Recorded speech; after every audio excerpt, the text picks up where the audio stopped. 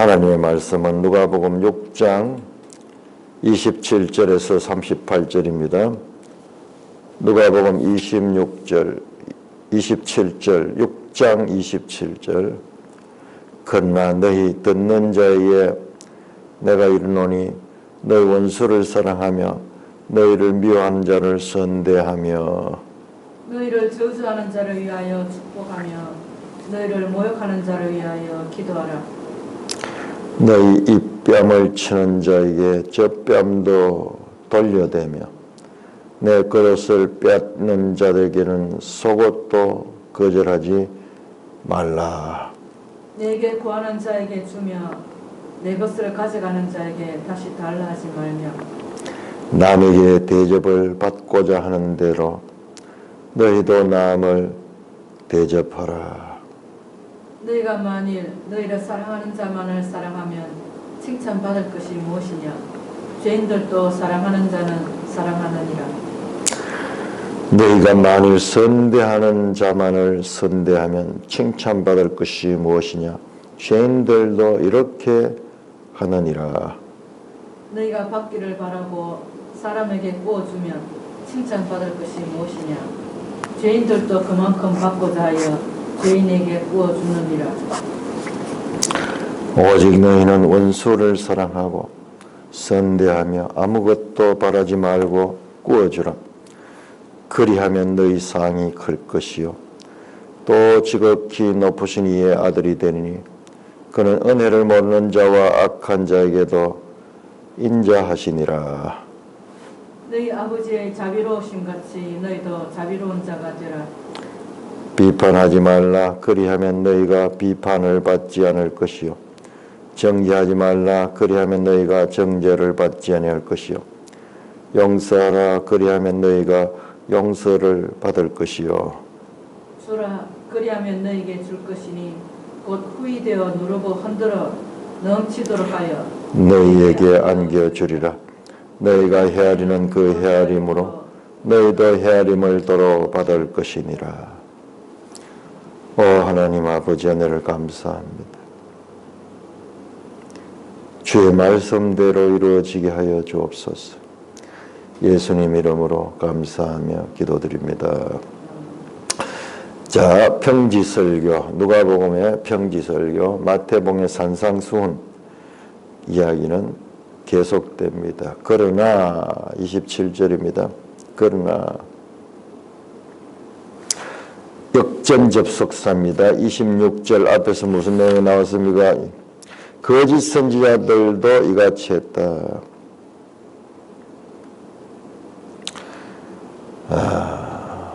사복과 사화를 말씀하시고 그 마지막에는 거짓 선지자들과 화받을 자들을 연결했습니다. 그러나 자 거짓 선지자 달리 너희 듣는 자에게 내가 너희는 원수를 사랑하며 너희를 미워한 자를 선대하며 너희를 저주한 자를 위하여 축복하며 너희를 모욕한 자를 위하여 기도하더라.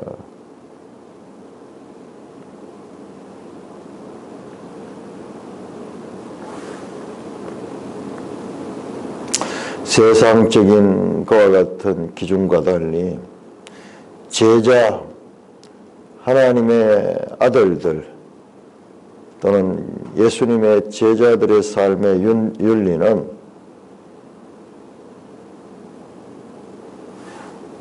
세상적 가치관과 또는 세상적 원리와는 지금 반대됩니다. 상식을 뛰어넘는 새로운 윤리를 제시합니다. 옛 타산을 벗어나는 하나님 나라의 윤리를 제시한 것입니다. 하나님 나라의 윤리, 하나님의 아들들은 하나님 나라의 윤리를 가지고 살아야 된다. 원수를 사랑하며 너희를 미워하는 자를 선대하며 너희를 저주하는 자를 위하여 축복하며 너희를 모욕하는 자를 위하여 기도하라. 이 뺨을 치는 자에게 저 뺨도 돌려대며 내 겉옷을 뺨쟁이 속옷도 거절하지 말라. 내게 구하는 자에게는 주며 내 것을 가져가는 자에게는 다시 달라 하지 말며 남에게 대접을 받고자 한데도 너희도 남을 대접하라. 세상은 자신이 대접받은 대로 대접합니다. 자신이 당한 만큼 딴 사람에도 복수를 합니다. 힘이 없으면 복수를 하지 않도록 마음속에 미워하고 저주를 합니다. 그런데 지금 주님의 가르침은 원수까지 포함하는 사랑입니다. 세상의 삶의 윤리를 초월하는 그와 같은 가르침입니다.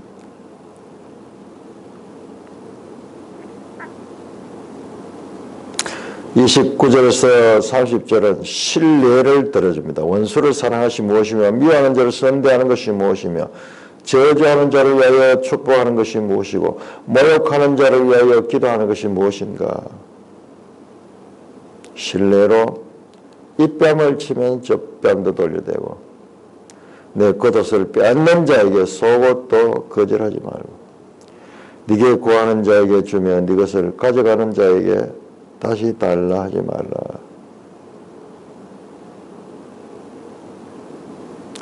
이렇게 할 수 있는 것은 자기가 없을 때만 이게 가능해요.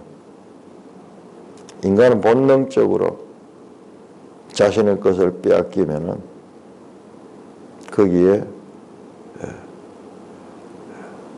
복수심을 가지고 미워하고 저주하는 자는 오히려 저주를 퍼붓고 받은 대로 돌려주지만은 지금 주님의 가르침은 받고 싶은 대로 남에게 대접하라. 네가 받고자 네가 이렇게 남이 해주면은 좋겠다 싶은 그 마음대로 네가 남에게 그렇게 대접하라. 이 31절이 사랑의 황금률입니다. 남에게 대접을 받고자 하는 그것을 남에게 행하는 것. 어제 신충현 형제가 학교 다닐 때 학교에서 배웠던 이게 황금률로 배웠다는 거예요.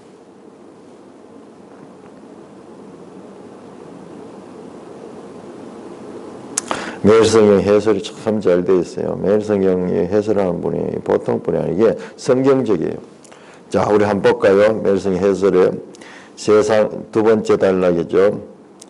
세상은 대접받은 대로 대접합니다. 그러나 원수에게 보복하고 욕먹으면 욕하고 맞으면 때리고 빼앗기면 더 많이 빼앗으려 합니다. 지금 세상 정치가 보면 그렇잖아요. 자기들이 당했다고 다시 복수하고 이제 그랬다가 이제 자기들이 이제 당할 차례가 됐어.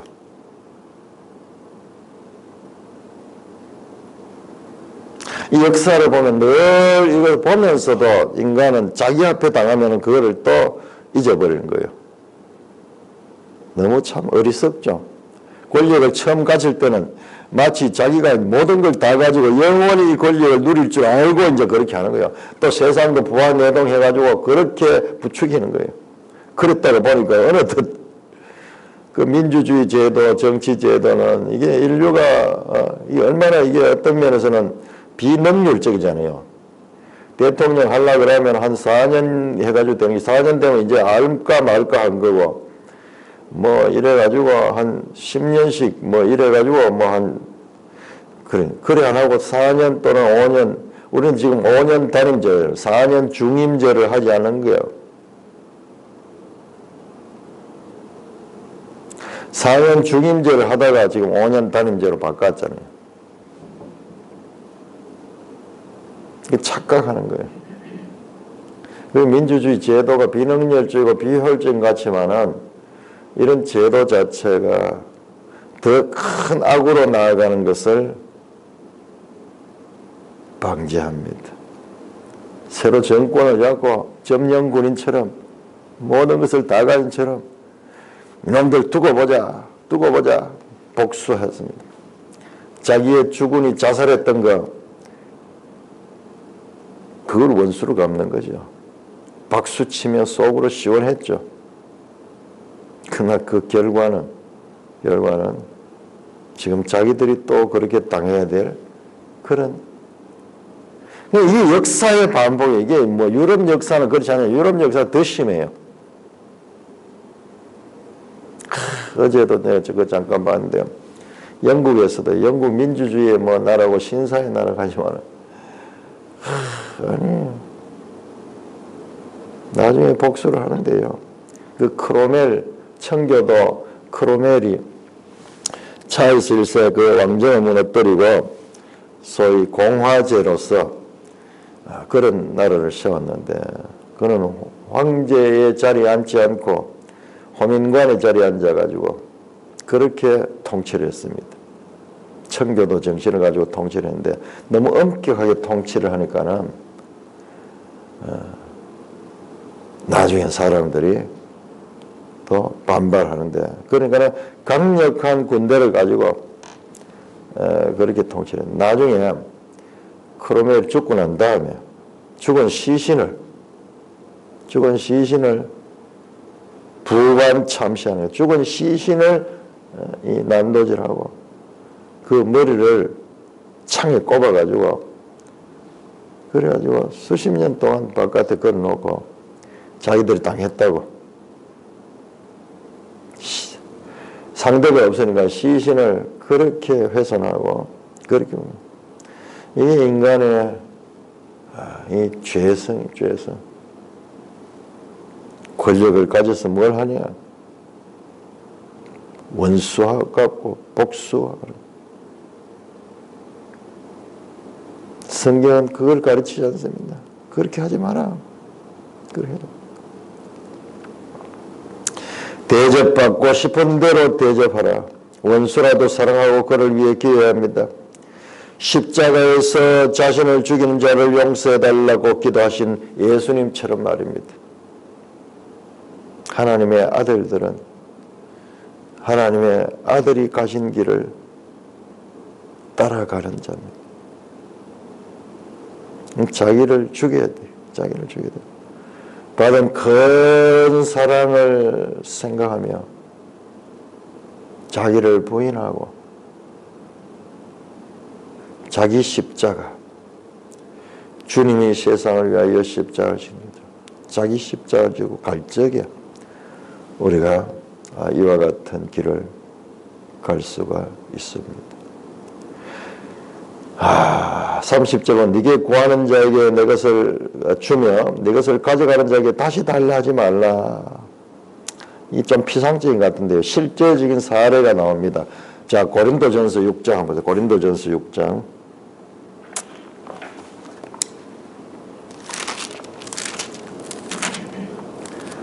고린도전서 6장 1절에서 8절, 사도 바울이 교회 안에서 일어나는 일들, 서로 교회 안에서 송사할 적에 너희 중에 누가 다른 이와 더불어 다툼이 있는데 구태여 불의한 자 앞에서 고발하고 성도 앞에서 하지 않았냐. 교회 안에 문제가 있는데 이걸 가지고 세상 재판에 가가지고 그렇게 고발하는 거예요. 너희가 세상을 판단할 것을 너희가 알지 못하느냐. 세상도 너희에게 판단받기로 지극히 작은 일 판단하기를 감당하지 못하느냐.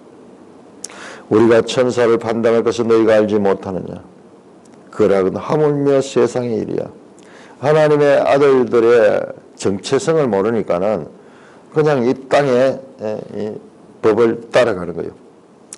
4절입니다. 그런즉 너희가 세상 사건 있을 때 교회에서 경의역을 받는 자들을 시험하느냐.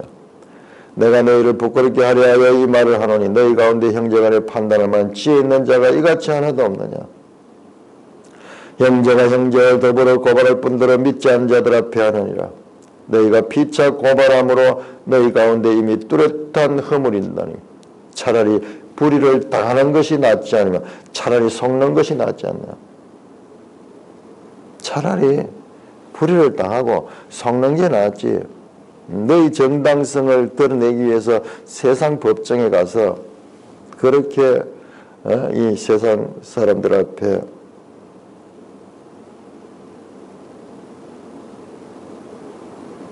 우리가 이게 참 잘 안 되죠. 차라리 당해라. 차라리 당해라. 그러면은 문제가 끝이 납니다.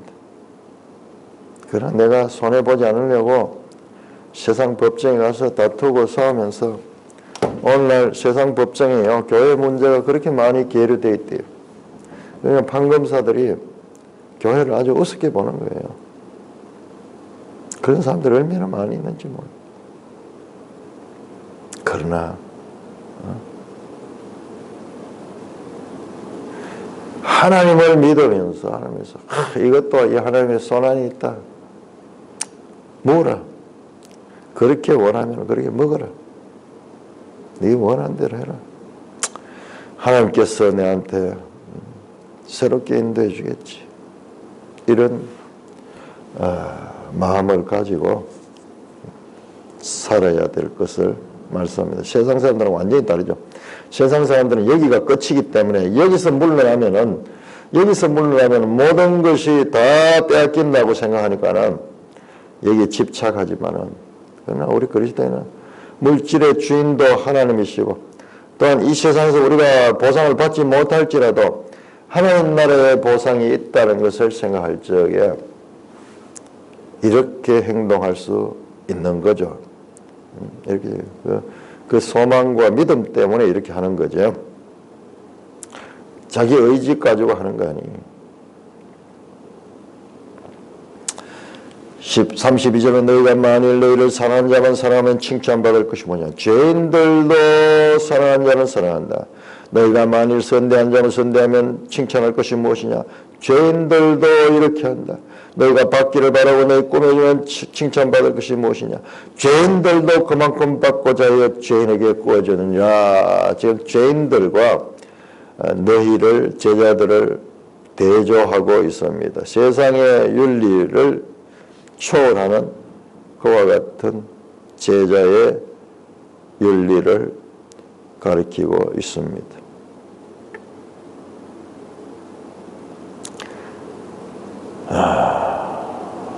죄인들은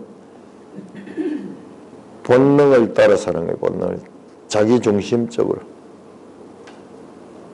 그러나 우리 그리스도인은 그리스도 중심적으로 살면서 세상 사람들의 삶의 윤리를 초월하는 그와 같은 삶을 살아야 한다. 어떻게 보면 좀 바보 같은 삶이죠. 세상에 봤을 때 바보다 그러게. 바보 예수. 이 중세 시대에 보면은 그런 그 바보 예수. 세상의 기준을 보면 어떤 건 바보예요. 자기가 다 주고 이해타산이 없는 사랑의 하나님을 세상은 바보라고 이야기를 하죠. 우리 그리스도인도 남한테 좀 속더라도 자기 자신에게는 엄격하고 타인에게는 관대한 것, 세상 사람들과는 다른 한 단계 높은 윤리적 삶을 살아야 할 것을 말씀합니다. 타인에 대하여 예민한 마음을 가져야 된다. 타인을 존중하고 예민한 마음을. 참 우습죠. 교회가 모여가지고 하는 일이 뭐 이런 일 하잖아요. 이런 일. 어떻게 하면 세상에 유익을 끼칠까? 다른 사람들을 더 존중할까? 이런 집단들이 세상에 어디 있어요?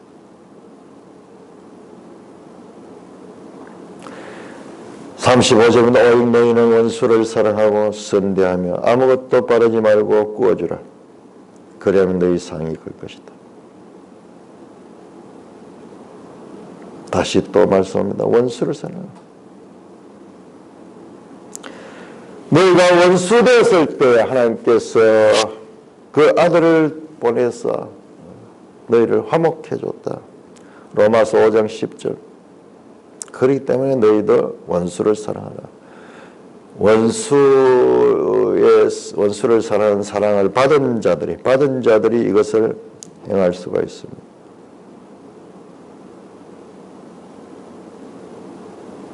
너희 상이 크다. 이 땅에서 보상을 받아버리면 상이 없어. 하늘나라에 상이 없어. 그러나 너희가 이 땅에서 빼앗기면은 오히려 남을 위해서 주면은 하늘의 상이 있을 것이다. 또 지극히 높으시니 아들이 된다. 지극히 높으시니 하나님의 아들이 된다. 하나님의 아들의 삶의 윤리입니다. 왜? 그는 하나님은 누구냐? 은혜를 모르는 자와 악한 자에게도 인자하시니라. 우리 마태복음에는 하나님은 악인과 의인에게 동일하게 비를 내리시고 살아갈 수 있도록 해주신다. 은혜를 모르는 자와 악한 자 구별 없이 차별 없이 그님은 사랑하시니까 그 아버지의 성품을 닮은 하나님의 아들들은 그와 같은 삶을 살았다. 36절입니다. 너희 아버지의 자비로우신 것이 너희도 자비로운 자다. 결론적으로 너희 아버지가 자비로운 자같이 너희도 자비로우다. 출애굽기 34장 6절 보면 하나님 말에 여호와라 자비롭고 인자하시며 자비롭고 인자하신 분이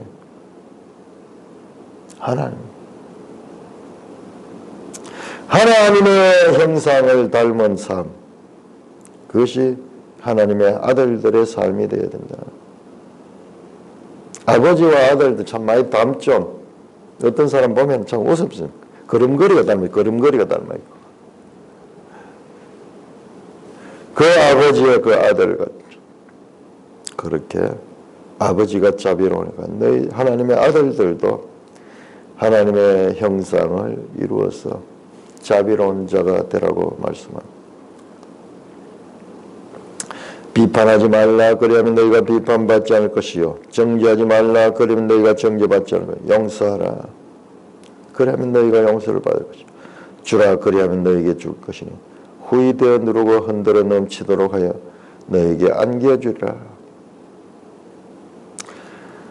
비판하기 쉽습니다. 가만히 두면은 입에서 비판이 나와요.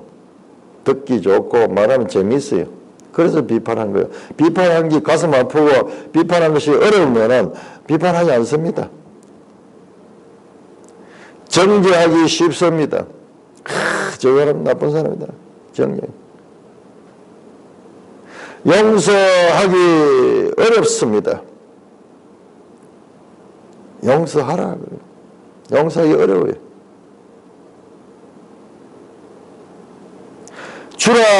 주기 어렵습니다. 대가 없이 주기 어렵습니다.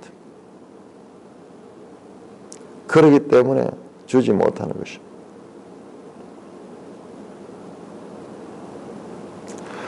비판하고 정죄하고 원수 맺고 인색한 것은 아무 노력할 필요 없이 자동적으로 되는 것입니다. 이 같은 우리의 본성을 거스르는 그와 같은 삶이 하나님의 아들들의 삶입니다. 세상의 풍조를 거스려 삶을 사는 자가 하나님의 아들이고 그는 그날에 하나님부터 베푼 것보다 더 풍성하게 받게 될 것이다.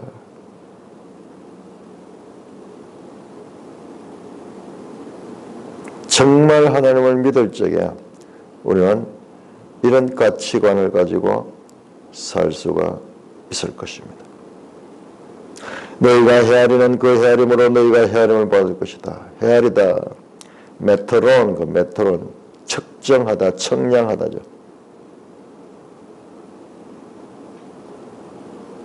후한 대를 주는 상인은 상대의 유익을 우선합니다.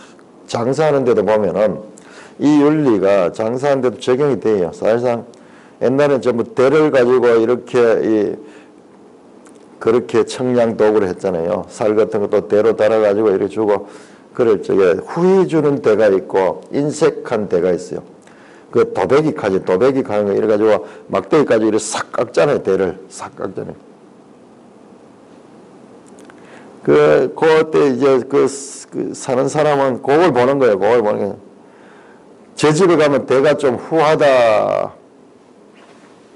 손해보는 것 같아도 세상에서도 그런 쪽을 사람들이 나중에 보면 결과적으로는 후하게 상대를 대하는 사람들이 더 큰 수익을 얻습니다. 사람들이 후한 쪽으로 더 많이 가니까는. 그런데 인색하다 이게 느껴지면은 음식점도 마찬가지고 이렇게 가보면은 인색하다 이렇게 느껴지면은 사람들이 발길을 다시 하지 않죠.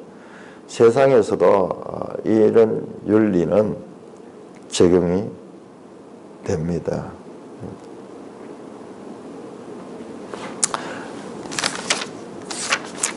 6장 39절에서 49절입니다. 누가복음 6장 39절 또 비유로 말씀하시되 맹인이 맹인을 인도할 수 있느냐 둘이 다 구덩이에 빠지지 아니하겠느냐. 제자가 그 선생보다 높지 못하나 무릇 온전하게 된 자는 그 선생과 같으리라.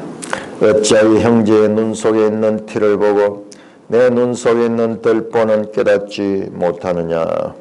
너는 내 눈 속에 있는 들보를 보지 못하면서 어찌하여 형제에게 말하기를 형제여 나로 내 눈 속에 있는 티를 빼게 하라 할 수 있느냐. 외식하는 자여 먼저 내 눈 속에 들보를 빼라. 그 후에야 내가 밝히 보고 형제의 눈 속에 있는 티를 빼리라. 못된 열매 맺는 좋은 나무가 없고 또 좋은 열매 맺는 못된 나무가 없느니라. 나무는 각각 그 열매로 아느니 가시나무에서 무화과를 또는 찔레에서 포도를 따지 못하느니라. 선한 사람은 마음에서 한 선에서 선을 내고 악한 자는 그 산 악에서 악을 내나니 이는 마음에 가득한 것을 입으로 말함이니라. 너희는 나를 불러 주여 주여 하면서도 어찌하여 내가 말하는 것을 행하지 아니하느냐. 내게 나와 내 말을 듣고 행하는 자마다 누구와 같은 것을 너에게 보이리라. 집을 짓되 깊이 파고 주추를 반석 위에 놓은 사람과 같으니 큰 물이 나서 탕류가 그 집에 부딪히되 잘 지었기 때문에 능히 요동하지 못하게 하였거니와. 듣고 행하지 아니하는 자는 주추 없이 흙 위에 집 지은 사람과 같으니 탕류가 부딪힘에 집이 곧 무너져 파괴됨이 심하니라 하시니라. 자, 마태복음의 산상수훈은요 5장에서 7장까지요 절수로 137절이에요. 누가복음의 이 평지설교는 30절로 구성되어 있는데 그렇게 마태복음이 이 부분 더 길게 되어 있어요. 그런데 자세히 듣다 보면은 차이가 있는데, 자, 누가복음에는 나오지 않는 거 율법에 관한 이야기가 하나도 안 나와요. 마태복음에는 계속 율법과 새 주님의 가르침을 대조하면서 말씀하세요. 율법에는 이렇게 말했지만 나는 너에게 이르니, 모세는 이렇게 말했지만 나는 너에게 이르니, 그러면서 그 이야기가 길게 137절이 되는데 여기는 누가복음에서는 지금 율법 관계되는 말씀이 다 빠져 있습니다. 왜 그런가? 마태복음은 유대인들을 위한 복음서다 하는 말씀을 우리가 많이 들었죠. 족보부터 시작해가지고 하면 유대인 족보로부터 시작해가지고 유대인들 이는 성경을 이루려 함이라. 이는 성경을 이루려 합니다. 유대인들이 알고 있는 그 성경 그거와 지금 예수 사건의 관계를 설명합니다. 예수는 누가 바로 성경이 예언하던 그 메시아다를 드러내는 거예요. 그분이 바로 다윗의 후손 유대인의 왕으로 오신 분이다. 그래서 왕의 복음이라 하기도 하죠. 자, 누가복음은 이방인을 위한 복음이에요. 이방인들 율법 자체를 몰라요. 그러니까는 이방인 독자를 염두에 두고 글을 썼기 때문에 그런 부분은 걸러내는 거예요. 걸러내는 거예요. 그 차이를 우리가 그렇게 알 수가 있습니다. 그 누가복음이 가지는 독특성, 이방인을 위한 복음이다. 저자 자체도 이방인이다. 그런 것들을 우리가 더 알 수 있겠죠. 이 복음서를 서로 비교 연구하는 그런 일이 또 성경 신학에서 아주 중요한 일이에요. 중요한. 시놉시스 그러는데요. 복음서끼리의 관계를 쭉 연구를 해가지고 그런데 그런 연구 결과 발견된 거예요. 아, 그렇구나. 그러니까 더욱더 누가복음이 가지고 있는 어떤 이 목적, 누가복음이 또 대상으로 있는 그 대상이 더 분명하게 나타나요. 왜 사복음서냐? 왜 같은 이야기가 반복돼서 나오느냐? 그럼에도 불구하고 그 방향성이 다르다는 것을 알 수가 있습니다. 누가복음은 앞으로 교회 시대 이방인들의 이 초점을 맞춘 그와 같은 복음서다. 그러면 왜 사복음서인가에 대해서도 우리가 더 이해하게 되죠. 한 권의 복음서만 있으면 될 텐데 왜 같은 내용이 반복되어 나오는 그런 책들이 이런 네 권이나 있는가. 39절입니다. 6장 39절 또 비유로 말씀하시되, 자, 이렇게 이제 말씀을 다 하시고 이제 비유를 또 들어서 이제 연속 비유가 나오네요. 연속 비유가 나오네요. 맹인이 맹인을 인도할 수 없으나 둘이 다 구덩이에 빠지지 않겠느냐. 제자가 그 선생보다 높지 못하나 무릇 온전하게 된 자는 그 선생과 같으나. 자, 여기에서 우리가 이 말씀의 맥락과 주제가 뭔가를 봐야 돼요. 이게 무엇을 가리키는가? 맹인이 맹인을 인도할 수 없다. 둘 다 구덩이에 빠진 거야. 인도하는 자가 선생이죠. 그 다음에 제자가 선생보다 낫지 못한다. 그럼 맹인이 맹인을 인도할 수 없이 제자와 선생이 그 관계, 제자와 선생 관계. 맹인 선생이 맹인 제자를 인도하면은 둘 다 구덩이에 빠집니다. 맹인이 맹인을 인도할 수 있느냐? 할 수 없습니다. 둘 다 구덩이에 빠지지 않겠느냐? 그렇습니다. 아주 당연한 그와 같은 질문을 하고 스스로 답하도록 합니다. 맹인이 누구냐? 지금 본다고 하는 자들이에요. 바리새인과 서기관 같은 자들이에요. 자기는 율법을 안다고 하는 자들. 자, 제자가 선생보다 낫지 못하나 온지게 되는 그 선생과다. 지금 이게 산상수훈 제자들한테 하는 말씀이거든요. 그러니까 이 제자는 지금 이 예수님의 제자들을 가리키고 선생은 자신을 예수님을 가리키는 거예요. 맹인 선생들과 다르다는 거예요. 참 선생은 예수님밖에 없다고 누가는 지금 주장하는 거예요. 그러나 제자 가운데서도 선생보다 나을 수는 없지만 선생같이 될 수도 있다 하는 거예요. 뭐 온전하게 된 사람. 세상에 선생은 예수님밖에 없다. 그러나 그 제자들도 선생과 같이 될 수 있다. 선생보다 높지는 못하지만 그 선생이 간 길을 따라갈 수는 있다는 것이죠. 자, 41절입니다. 어찌하여 형제의 눈 속에는 티는 보고 내 눈 속에는 들보를 보지 못하느냐. 너는 내 눈 속에는 들보를 보지 못하면 어찌 형제에게 말해 형제의 나로 내 눈 속에는 티를 빼라냐. 티와 들보, 이 두 개가 세 번 반복해 나옵니다. 형제에는 티가 있고 내 자신은 들보가 있습니다. 티는 아주 참 미세한 거죠. 들보는 아주 큰 거죠. 우리가 남에 대해서는 예민하지만 자신에 대해서는 너무나 무지한 게 우리 인생이에요. 일생 우리는 이 부분에 대해 가지고 절감하면서 이 관계를 개선해 나가요. 이게 원래 사람이 이래요. 남에 대해서는 남의 허물은 잘 지적하고 눈에 잘 보이지만 자신의 허물과 자신의 죄는 너무 둔감하는 이게 인간이에요. 그러니까 성장, 성숙, 그리스도인의 성장, 성숙은 남에게 예민하던 그 시선을 자기 자신에게로 돌리는 거예요. 사도 바울이 로마서에서 나중에 자신의 마음을 다 분석하잖아요. 아, 내 속에 죄 덩어리가 있구나. 죄가 나를 지배하였구나. 죄가 법으로 나를 지배하였구나.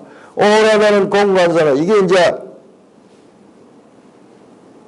하나님 말씀에 예민한 사람들은 죄에 대해서 예민해지고 그 죄의 지배를 받는 자신에 대해서도 이제 지식을 가지는 거죠. 사람들은 보면 대체로 자신에 대한 지식이 없어요. 남에 대해서 그렇게 하지만은 참 우습죠. 우리가 이걸 보고 주위의 사람들 이래 보면은 참 TV 같은 데 나와서 그 토론 같은 거 하는 거 보면 유창하게 잘해요. 지금 뭐 법무부 장관 새로 나왔다는 사람 이 사람들 보면 나와가지고 자기가 정의의 사도인처럼 그렇게 말을 잘하고 뭐 법적인 논리를 대면서 그렇게 이야기하는데요. 정작 그 사람의 이 과거가 지금 드러나고 있는데 이제 표적이 되어가지고 자기가 한번 그 대상이 돼가지고 청문회를 하려고 그렇게 보니까는 자기가 그토록 비난하는 사람들보다 자기는 더 심한 거예요. 더 심한. 인간의 무지함. 지금 예수님께서 인간을 지금 다 그대로 낱낱이 파헤쳐가 인간의 어떤 존재인가를 지금 드러내고 있습니다. 사도 바울도 이와 같은 가르침을 가르치고 있습니다. 우리 갈라디아서 6장 한번 볼까요? 자, 바울의 가르침은 이 자유주의 신학자들이 기독교는 바울 종교다 그런 이야기하는데 맞습니다. 맞습니다. 그러나 그 바울은 어디서 나왔는가? 바울은 예수 그리스도에서 나왔어요. 그 바울이 가르친 예수 그리스도예요. 바울이 믿고 바울이 가르치는 이 가르침은 예수님의 가르침이다. 갈라디아 6장 1절 형제들아 사람이 무슨 범죄한 일이 있거든 신령한 너희는 온유한 심령으로 그런 죄를 바로잡고 너 자신을 살펴보아 너도 시험을 받을 것 두려워하라. 너희가 짐을 서로 지자 그리하면 그리스도의 법을 성취하리라.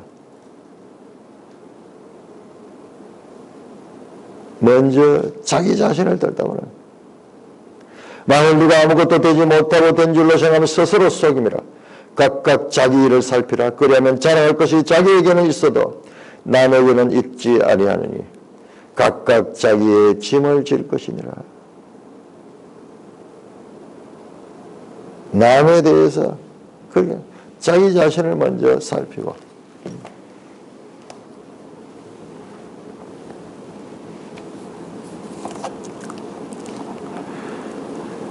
그런 자를 외식하는 자라고 말합니다.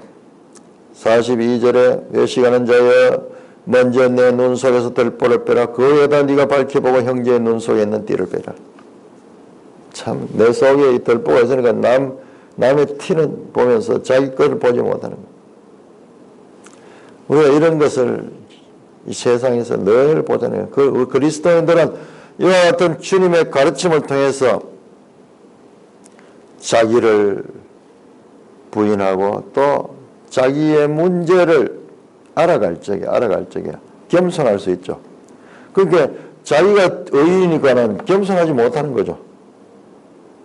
그래서 남을 비판하고 판단하면서 그런 과정에서 자기는 마치 정의의 사도가 된 듯한 착각을 하게 되는 것이 사람이에요. 사람.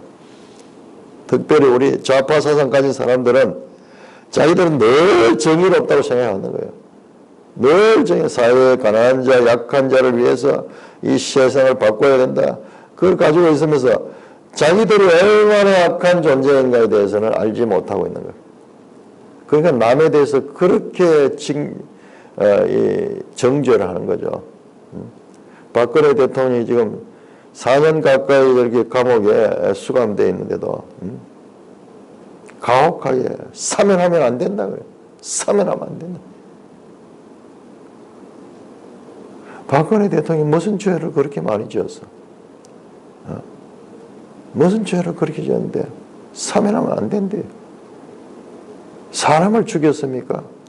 과거에 전두환 같은 경우에는 그렇게 이 군부로 권력을 잡는 과정에서 사람이 많이 죽었죠. 세월하고 박근혜하고 무슨 관계가 있습니까?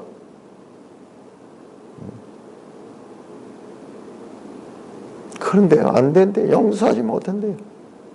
지금 자기들이 얼마나 악한 존재인가. 자기 자신들의 눈에 덜보를 보지 못하는 거예요. 이게 하나님의 말씀이 없이 마르크스를 하나님처럼 그렇게 숭배하고 마르크스의 사상을 따라가는 건 결과적으로 피바람이 나고 결과적으로 온 세상이 지옥이 되는 거예요. 지옥이 되는 거예요.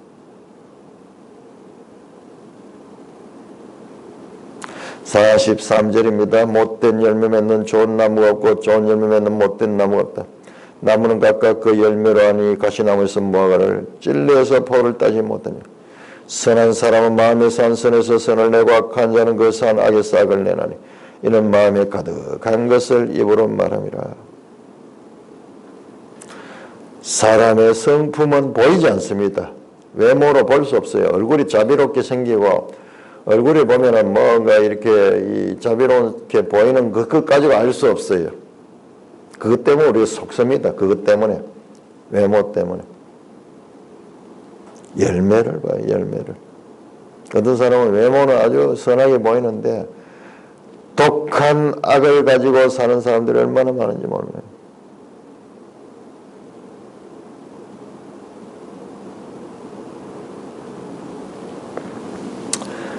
결론적으로 46절부터 49절까지입니다. 결론적으로 너희는 나를 불러 주여 주여 하면서도 어찌하여 내가 말하는 것을 행하지 아니하느냐.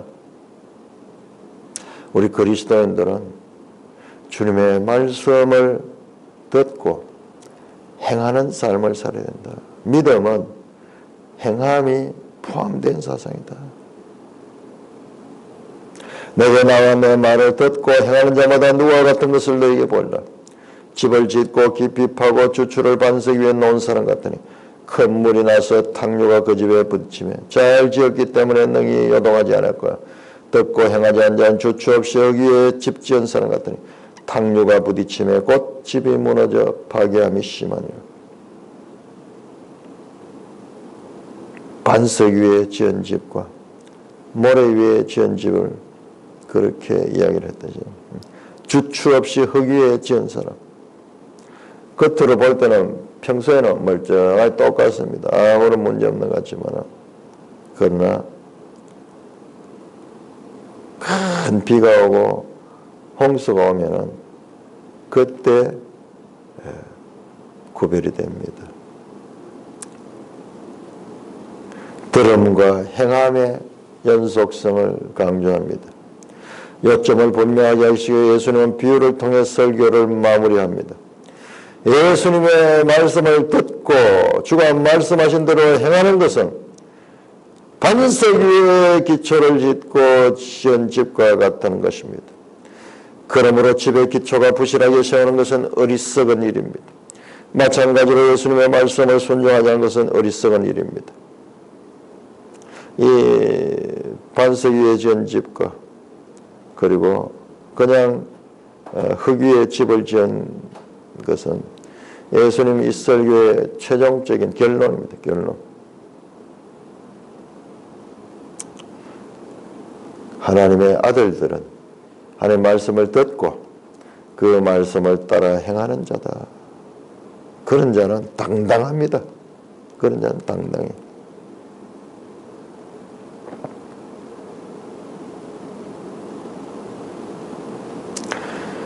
이와 같은 행함을 따르기 위해서는 우리가 받은 은혜가 얼마나 큰가. 이 윤리가 우리 그리스도인의 삶의 윤리로 주어지는 이 윤리가 우리 본성으로 할 수 없어요. 본성으로 할 수 없어요.